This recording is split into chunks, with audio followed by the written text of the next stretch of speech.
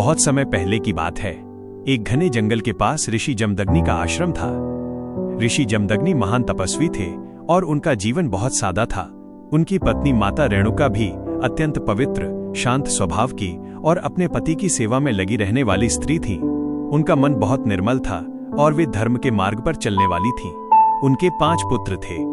सबसे छोटे पुत्र का नाम राम था, जो आगे चलकर भगवान परशुराम के नाम से प्रसिद्ध हुए।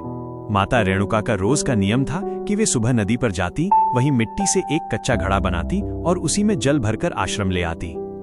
आश्चर्य की बात यह थी कि वो घड़ा बिना पकाए हुए भी टूटता नहीं था। ऐसा इसलिए होता था क्योंकि माता रेणुका का मन पूरी तरह शुद्ध और एकाग्र रहता था।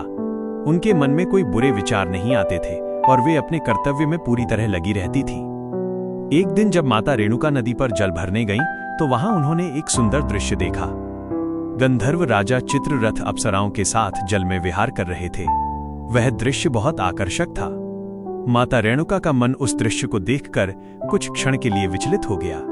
वह क्षण बहुत छोटा था, लेकिन उसी पल उनकी एकाग्रता टूट गई। जैसे ही उन्होंने मिट्टी का घड़ा बनाया, वो टूटकर बिखर गया।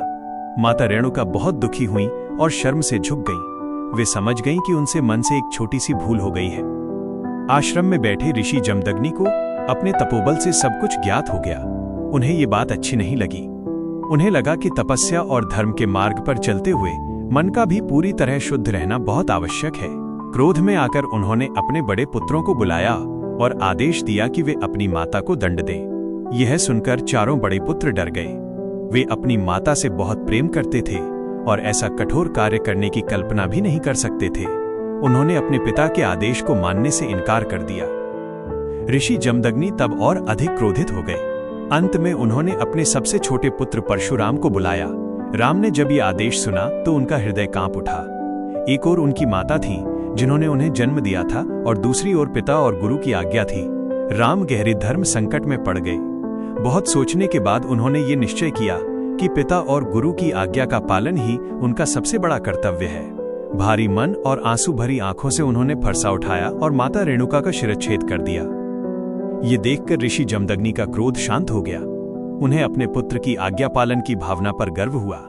उन्होंने परशुराम से कहा कि वो जो चाहे वरदान मांग सकता है। राम ने कोई धन, यश या शक्ति नहीं मांगी। उन्होंने हाथ जोड़कर केवल यही कहा कि उनकी माता को फिर से जीवित कर दिया जाए और उन्हें इस घटना की कोई याद न रहे। साथ ही उन्होंने अपने बड़े भाइयों के लिए भी क्षमा और सामान्य जीवन का वरदान मांगा। ऋषि जमदग्नि ने प्रसन्न होकर सभी वरदान दे दिए। माता रेणुका फिर से जीवित हो गईं। उनका चेहरा शांत था, जैसे कुछ हुआ ही न हो। आश्रम में फिर से शांति लौट आई, लेकिन परशुराम के मन में ये घटना हमेशा के लिए गहरी छाप छोड़ गई। यही अनुभव आगे चलकर उन्हें वैराग्य और कठोर तपस्या की ओर ले गया।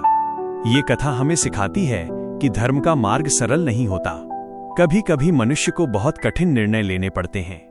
साथ ही ये भी समझाती है कि मन पर संयम रखना, कर्तव्य निभाना और अंत में करुणा रखना, ये सभी जीवन के महत्वपूर्ण मूल्य हैं।